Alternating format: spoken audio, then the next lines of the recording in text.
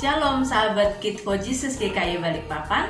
Rosrana ucapkan selamat hari Minggu, selamat pagi, selamat beribadah, dan salam sehat buat kita semua. Mari kita persiapkan hati kita untuk memulai kebaktian kita pada pagi hari ini. Terlebih dahulu kita akan berdoa. Bapa kami yang baik, Bapa kami yang berada di dalam kerajaan surga, terima kasih Tuhan, pagi hari ini hati kami penuh dengan ucapan syukur karena kemurahan Tuhan, karena berkat Tuhan, karena rahmat Tuhan yang selalu baru setiap hari bagi kami. Hingga pada pagi hari ini kami boleh bangun dalam keadaan tubuh yang sehat, untuk kami boleh memuji, menyembah, dan memuliakan nama Tuhan. Tidak ada alasan buat kami untuk kami tidak bersyukur kepada Tuhan, karena Engkau terlebih dahulu sudah mengasihi kami, memberkati kami. Terima kasih Tuhan, terima kasih. Pagi hari ini kami siap untuk memuji-muji nama Tuhan. Biarlah hati kami dipenuhi dengan ucapan syukur dan sukacita, sehingga hati kami meluap dengan ucapan syukur dan kami boleh menyenangkan Tuhan lewat pujian pada pagi hari ini. Terima kasih Tuhan, ini doa kami. Di dalam nama Tuhan Yesus kami sudah berdoa dan mengucap syukur. Haleluya, amin. Anak-anak semua, terlebih dahulu kita akan memuji Tuhan. Mari siapkan hati kita memuji Tuhan dengan sungguh-sungguh dan ikuti video-video yang berikut ini.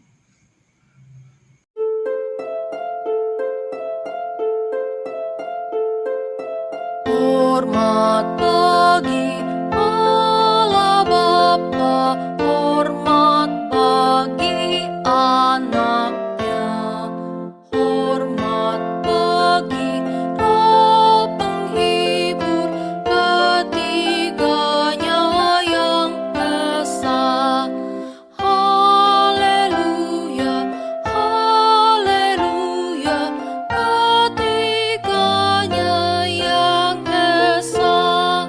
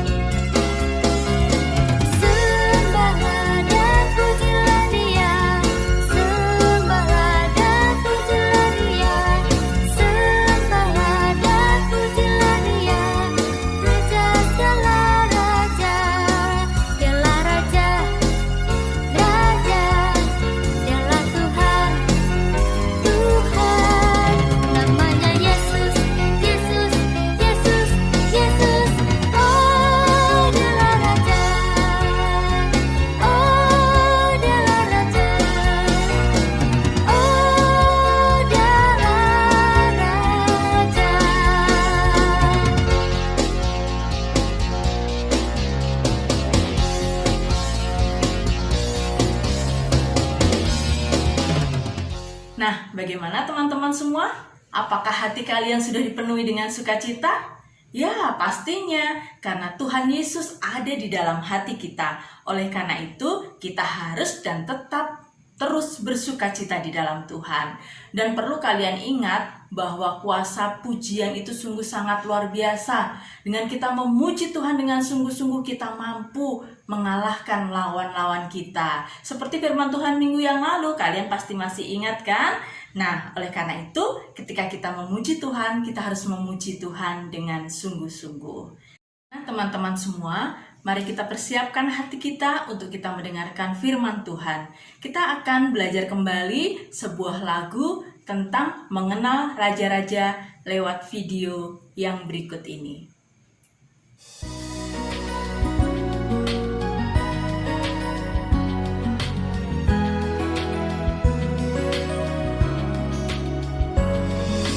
Rehabeam, Abia, Asa, Yosafat, Yoram, Ahasia, Ataya, Yoas, Amasya, Azaria, Yotam, Ahaz, Hizkia, Manasye, Amon, Yosia, Yoahaz,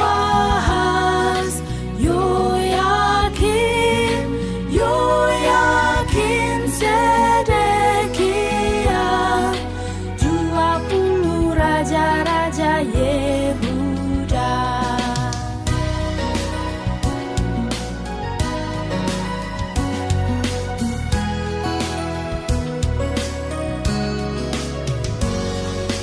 Yerobeam, Nadab, Baasa, Ela, Zimri, Tibni, Omri, Ahab, Ahasya, Yoram, Yehu, Yoahaz, Yoas, Yerobeam kedua, Zakaria, Salum, Menahem, Pekaya, Peka, Hosea, 19 raja-raja Israel.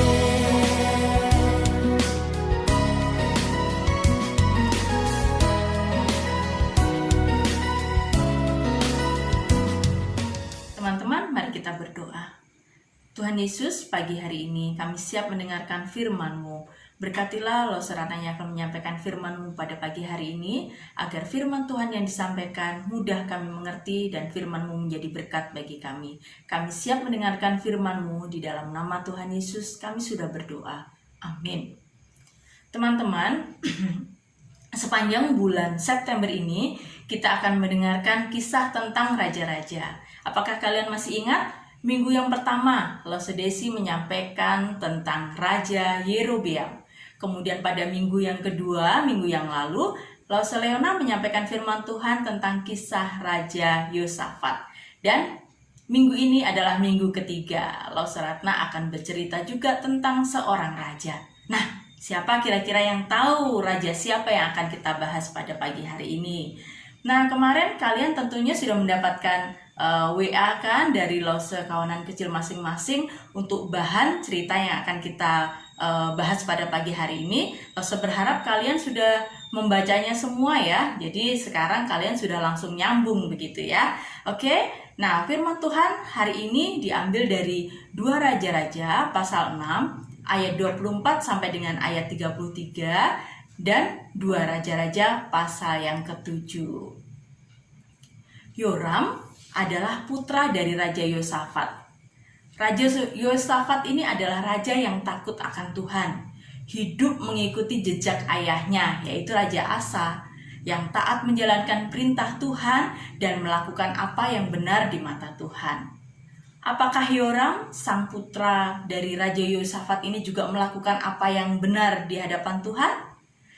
Di dalam pasal 8 ayat 16 dan 18 di situ disebutkan bahwa Yoram ini hidup tidak seperti leluhurnya, tidak seperti Yosafat ayahnya. Nah, Mari kita simak lebih jauh ceritanya pada pagi hari ini ya. Ketika itu, Samaria yang merupakan ibu kota dari Israel sedang dikepung oleh Raja Ben-Hadad, yaitu Raja negeri Aram. Raja Aram mengirimkan gerombolan-gerombolan orang untuk menyerang Israel secara tersembunyi. Tetapi Tuhan menolong bangsa Israel karena Tuhan sudah berjanji untuk menyertai keturunan Daud. Tuhan memberitahukan rencana jahat itu kepada Nabi Elisa, dan Nabi Elisa memberitahukannya kepada Raja Yoram. Gerombolan-gerombolan tadi yang bermaksud menangkap Nabi Elisa, namun Nabi Elisa terlebih dahulu tahu tentang rencana jahat itu. Karena apa? Karena Nabi Elisa berdoa kepada Tuhan. Dan akhirnya dengan kuasa yang Tuhan berikan, orang-orang tadi menjadi buta. Kemudian mereka digiring ke Samaria, bukan untuk dibunuh, tetapi untuk membalaskan kejahatan mereka dengan kebaikan. Pada akhirnya orang-orang yang berniat jahat tadi, mereka menjadi malu dan tidak lagi mengganggu orang-orang Israel. Ketika mendengar tentang hal itu, Raja Ben-Hadad mengubah taktiknya. Yang tadinya itu mengirimkan orang-orang dan menyerang dari belakang, yang akhirnya gagal. Sekarang dia mengirimkan pasukan yang sangat besar untuk mengepung Samaria, sehingga orang-orang Samaria tidak bisa keluar dari kota Samaria. Begitu juga sebaliknya, orang-orang yang dari luar mereka tidak dapat masuk ke dalam kota Samaria. Wah, terus bagaimana ya dengan kelangsungan hidup orang Samaria? Karena selama ini orang-orang dari luar itu mereka masuk ke dalam kota Samaria ini untuk berjualan di pasar. Tetapi ketika ada penutupan kota Samaria, yang dari dalam tidak boleh keluar, yang dari luar tidak boleh masuk, wah, terus bagaimana? Apa yang terjadi? Untuk beberapa minggu, orang-orang Samaria mereka masih bisa berjualan, berjual beli alat-alat, bahan-bahan makanan dari sisa-sisa yang disimpan. Dan tentunya harganya akan semakin mahal karena persediaan yang sangat terbatas, yang sangat sedikit, tetapi kebutuhan orang yang mencarinya itu sangat banyak, begitu ya. Jadi hanya orang-orang kaya saja yang bisa membeli bahan-bahan makanan, sedangkan orang-orang miskin mereka tidak bisa berjual beli, tidak bisa menikmati bahan makanan yang ada, dan mereka hanya bisa menikmati makan dedaunan dari ladang atau dari kebun mereka. Hanya itu yang mereka bisa makan. Dan mereka yang punya binatang-binatang piaraan juga sudah dipotong, sudah disembelih untuk dimakan, untuk menjadi bahan makanan mereka. Karena apa? Karena sudah tidak ada lagi bahan makanan yang bisa dibeli. Wah, ngeri ya, terjadi kelaparan di Samaria. Sementara itu, orang Syria mereka masih tetap bertahan di luar benteng dari Samaria, karena mereka menunggu orang Samaria ini lengah dan mereka keluar dari dalam kota Samaria ini sehingga mereka bisa masuk untuk menguasai Samaria.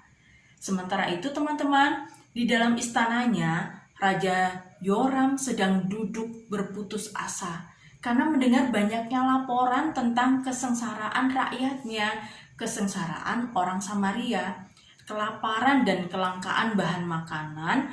Walaupun raja sendiri saat itu masih bisa menikmati makanan yang enak, namun suatu ketika Raja Yoram ini sudah tidak tahan lagi dengan laporan-laporan tentang kesengsaraan rakyatnya.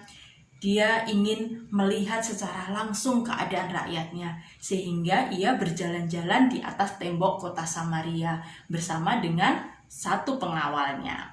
Dengan ditemani oleh pengawalnya tadi, mereka keluar dari istana dan memilih jalan yang dibuat di atas tembok yang mengelilingi kota Samaria. Jadi teman-teman, zaman dahulu itu temboknya itu bukan tipis begitu ya, tetapi di atas tembok itu bisa dibuat untuk jalan-jalan. Jadi Raja Yoram beserta dengan pengawalnya, dia berjalan di atas tembok itu untuk melihat secara langsung keadaan rakyat Samaria yang sedang kelaparan. Dengan ditemani oleh pengawal atau perwiranya tadi, Maka keluarlah raja dari istananya dan berjalan di atas tembok yang mengelilingi kota Samaria. Dari atas tembok itu, raja dapat melihat dan mengetahui kekuatan tentara Syria yang ada di luar tembok Samaria itu. Dan dia juga bisa melihat keadaan rakyatnya yang ada di dalam tembok, bagaimana kesengsaraan mereka.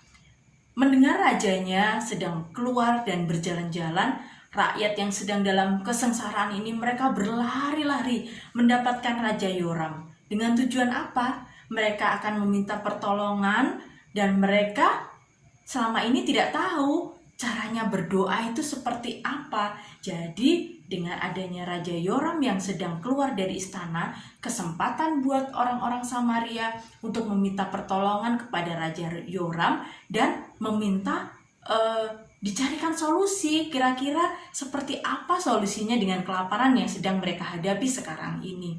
Namun betapa kagetnya, ternyata Raja Yoram ini juga tidak tahu bagaimana cara berdoa kepada Tuhan, karena selama ini dia tidak pernah berdoa begitu ya. Jadi dia hanya mengharapkan pertolongan-pertolongan yang ada dengan sendirinya seperti itu. Raja Yoram menjadi hancur melihat kesengsaraan rakyatnya, tetapi dia tidak dapat berbuat apa-apa, dia tidak dapat menolongnya. Akhirnya Raja Yoram menjadi semakin berputus asa dan membuat amarah timbul di dalam hatinya. Dan dia teringat, wah, ini pasti kesalahan dari Nabi Elisa. Kenapa Nabi Elisa tidak membuat mujizat seperti dulu dan dia membiarkan rakyat Samaria kelaparan seperti ini? Raja Yoram lupa bahwa Nabi Elisa itu tidak dapat berbuat apa-apa dari dirinya sendiri kalau tanpa Tuhan yang bekerja dan menyertai Nabi Elisa. Itu yang Raja Yoram lupa. Jadi mujizat itu bisa terjadi melewati Nabi Elisa karena Tuhan yang bekerja, karena Tuhan yang memberikan petunjuknya. Dan kalau sampai saat ini belum terjadi apa-apa kepada Elisa, Tuhan belum berbicara.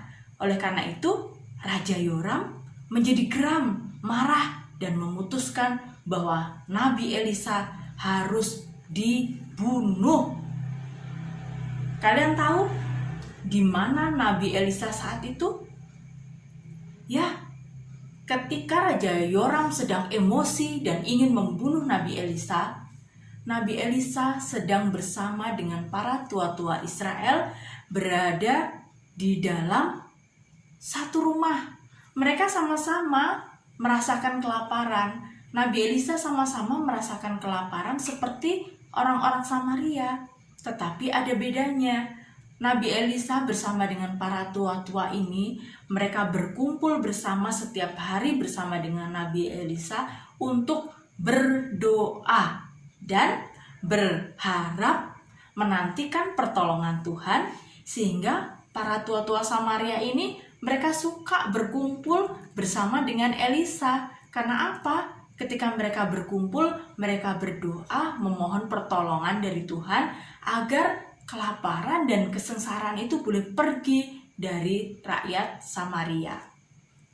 Ketika pada sore hari Raja Yoram berjalan bersama dengan perwiranya untuk memutuskan kematian Elisa. Saat itu Elisa sedang bersama dengan para tua-tua Israel. Mereka sedang duduk di dalam satu rumah. Pesuruh Raja Yoram belum sampai. Namun Nabi Elisa ini sudah diberitahu oleh Tuhan bahwa ada rencana untuk membunuh Nabi Elisa.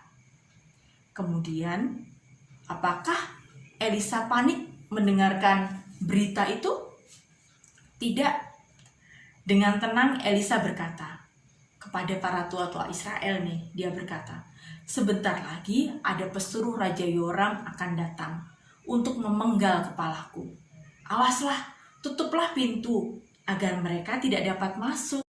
Namun setelah itu terdengarlah langkah kaki Raja Yoram dan juga ajutan serta perwiranya tadi, dan mereka mendekat kepada pintu di mana Elisa berada. Tok, tok, tok, tok, tok. Raja dan pengawalnya mengetok pintu dan Mau tidak mau, Nabi Elisa harus membukakan pintu itu karena Raja Yoram yang datang. Ketika pintu dibuka, betapa terkejutnya Nabi Elisa melihat Raja Yoram yang datang dengan muka yang pucat, baju indahnya yang sudah koyak, dan wajahnya yang putus asa. Raja Yoram berseru dengan suara kencang kepada Nabi Elisa, "Malapetaka ini datang daripada Tuhan. Mengapa aku harus berharap lagi kepada Tuhan?" Betapa salah kata-kata Raja Yoram itu. Meskipun Tuhan mengizinkan kelaparan, keterpurukan bagi rakyat Israel, namun sesungguhnya Tuhan sanggup menolong. Tetapi Tuhan menantikan iman dan juga seruan mereka lewat doa dari bangsa Israel. Dan juga Raja Yoram harus bertobat dan minta tolong kepada Tuhan. Karena selama ini Raja Yoram tidak pernah meminta tolong kepada Tuhan, tidak pernah menyebut nama Tuhan, tidak pernah berdoa kepada Tuhan.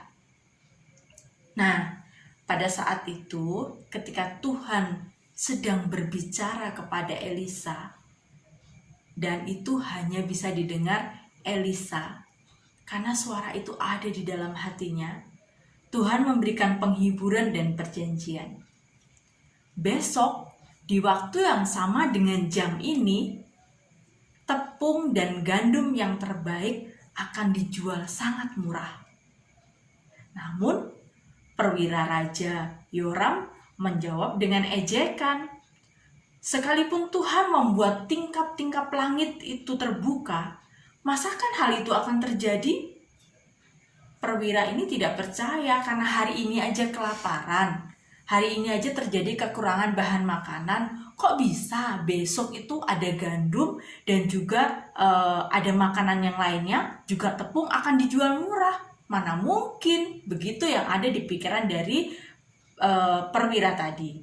Tetapi Elisa menjawab dengan penuh wibawa, "Sesungguhnya engkau akan melihat dengan matamu sendiri, tetapi kamu tidak akan makan apa-apa daripadanya." Sekali lagi, dengan tegas, dengan wibawa Elisa menjawab apa yang dikatakan oleh perwira tadi.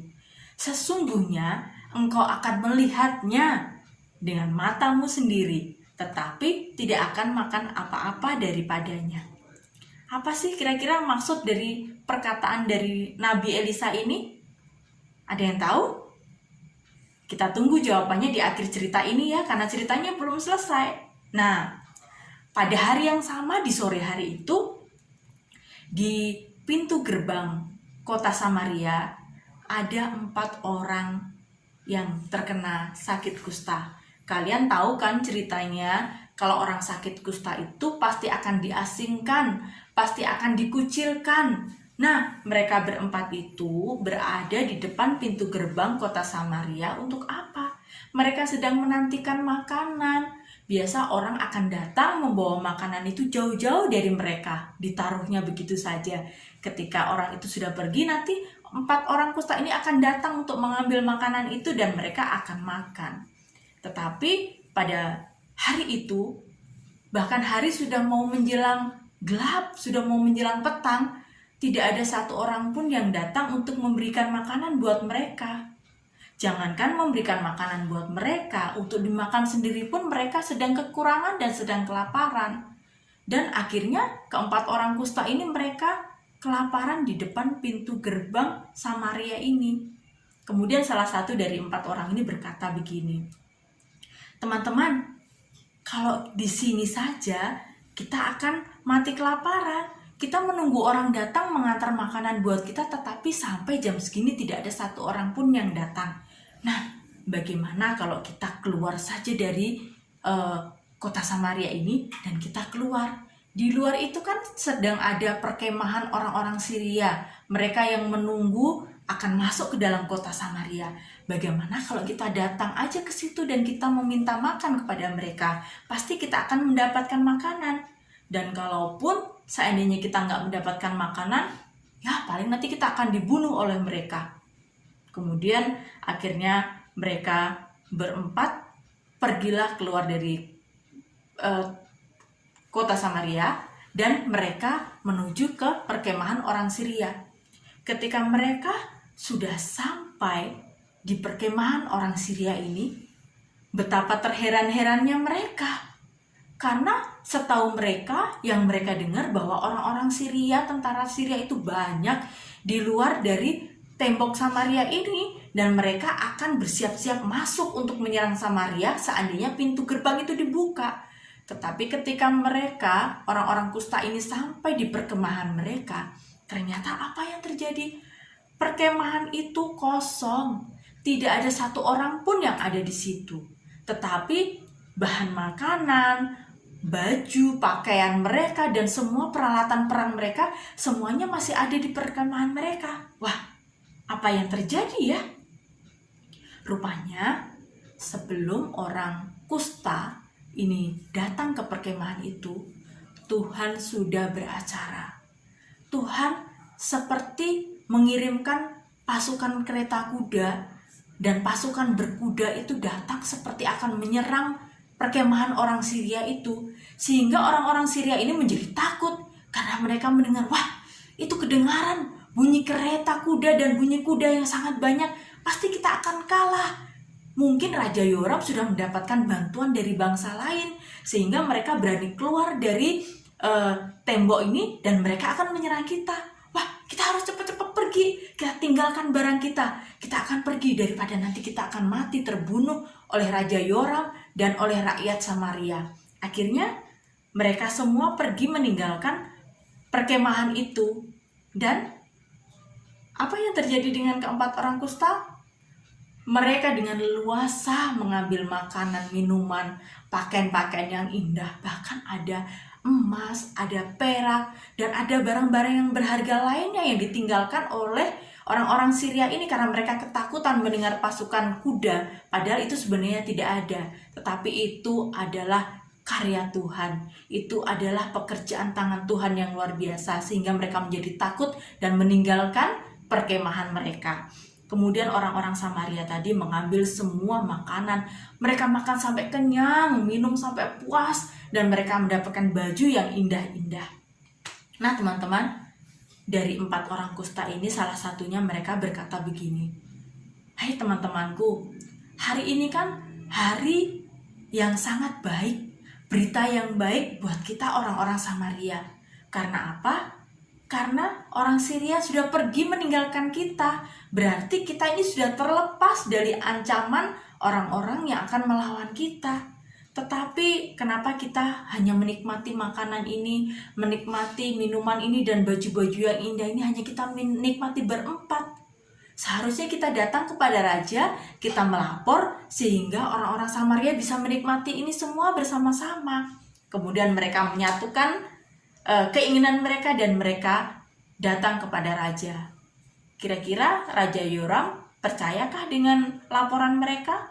Tidak segampang itu Raja Yoram menerima laporan dari orang kusta ini. Mana mungkin orang Syria akan meninggalkan kita, sedangkan mereka berkemah di luar tembok sana begitu banyak. Tetapi Raja Yoram juga berpikir, mungkin bisa jadi ya, begitu ya. Akhirnya Raja Yoram mengirimkan utusan untuk melihat benarkah bahwa di luar sana orang-orang Syria sudah pergi meninggalkan perkemahan mereka. Dan ternyata benar, setelah dicek orang-orang Syria tadi memang benar-benar sudah tidak ada di situ. Raja Yoram khawatir jangan-jangan mereka cuma PHP ini. Raja Yoram takutnya nanti orang-orang Syria benar-benar tidak pergi dari situ, mereka hanya bersembunyi untuk menjebak orang-orang Samaria. Tapi setelah dicek lagi ternyata betul bahwa orang Syria mereka sudah pergi meninggalkan kota Samaria ini. Dan kemudian setelah itu akhirnya orang-orang Samaria ini mereka berlarian keluar dari kota Samaria itu. Mereka keluar untuk menuju ke perkemahan orang-orang Syria. Untuk apa? Untuk mengambil bahan makanan, mengambil minuman, mengambil baju-baju, dan bahkan mereka juga mengumpulkan barang-barang berharga seperti emas, perak, dan lain-lainnya itu. Dan mereka bawa untuk masuk kembali ke dalam kota Samaria. Nah teman-teman, kalian masih ingat kan tadi tentang perwira yang tidak percaya ketika Elisa mengatakan bahwa besok tepat sore seperti ini gandum dan tepung akan dijual dengan harga yang murah. Kalian masih ingat kan kata-kata itu? Nah, kira-kira jawabannya apa? Ya, jawabannya seperti ini. Ketika orang-orang Samaria tadi mereka keluar berebut untuk mengambil bahan makanan, mengambil bahan untuk mereka bisa nikmati bersama dengan keluarga mereka agar mereka tidak lagi kelaparan. Mereka keluar itu dengan berdesak-desakan karena mereka takut kalau kehabisan. Kalian tahu perwira dari Raja Yoram tadi mereka ada di mana dia? Dia ditugaskan untuk menjaga pintu gerbang. Jadi dia bertugas untuk mengawasi orang-orang Samaria yang keluar masuk untuk mengambil bahan makanan yang ditinggalkan oleh orang Syria tadi. Tetapi kalian tahu, ketika orang-orang Samaria mereka sudah puas menikmati makanan, minuman, dan bahan-bahan makanan yang lainnya, justru perwira ini hanya bisa melihat, dia belum sempat makan, dia belum sempat minum, tetapi akhirnya dia ini justru diterjang oleh orang-orang yang begitu antusias untuk mengambil bahan makanan. Akhirnya perwira tadi itu terjatuh, dia diinjak-injak oleh orang-orang Samaria tadi, dan akhirnya mati.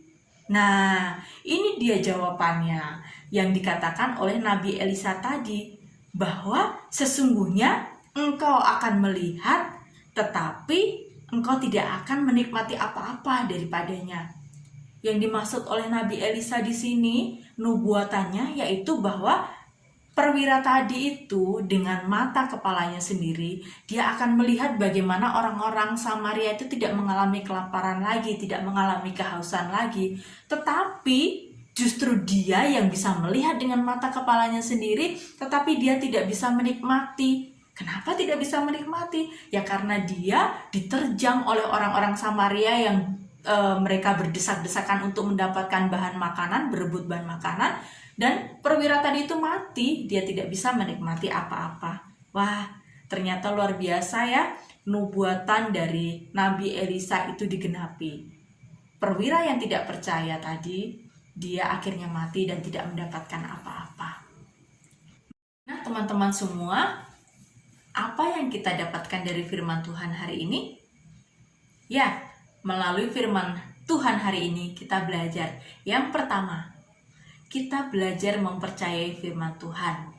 Belajar percaya walaupun kita tidak melihat. Jangan seperti perwira yang tadi. Belum-belum dia sudah tidak percaya dengan apa yang dikatakan oleh Nabi Elisa. Sehingga akhirnya dia mengalami kebinasaan tanpa mengalami berkat yang telah Tuhan sediakan. Yang pertama jadi belajar mempercayai firman Tuhan dan belajar percaya walaupun tidak melihat. Yang kedua, belajar mengagumi kebesaran Allah yang dapat mengubah keadaan dari yang tidak baik menjadi baik.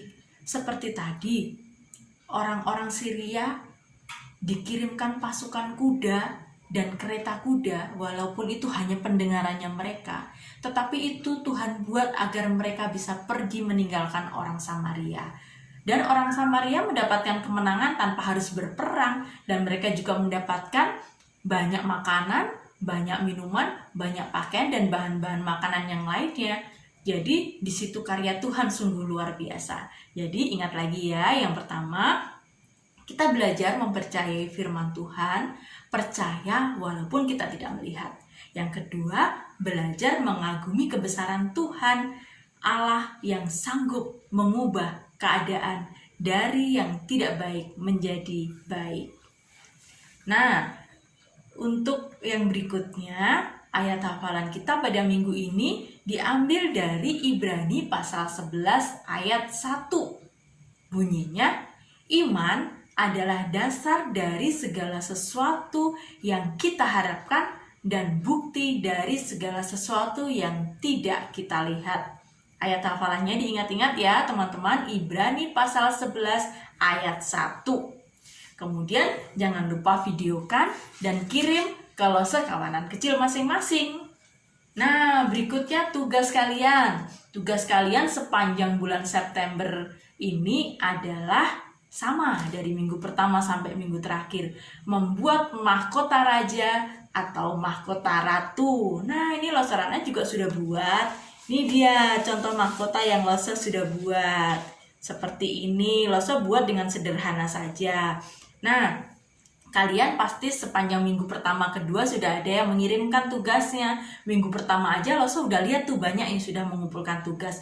Nah, untuk minggu ketiga ini Loso masih tunggu kalian yang belum mengirimkan tugas membuat mahkota. Ayo segera dibuat mahkotanya, dipakai kemudian difoto dan dikirim ke Losonya ya.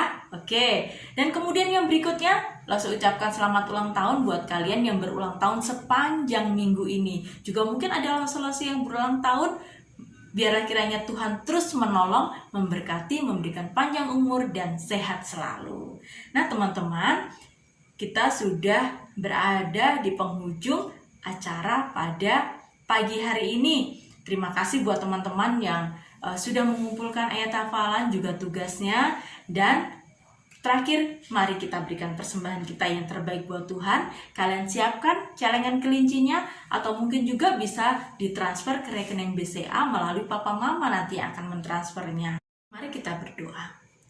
Tuhan, terima kasih untuk rangkaian ibadah kami pada pagi hari ini.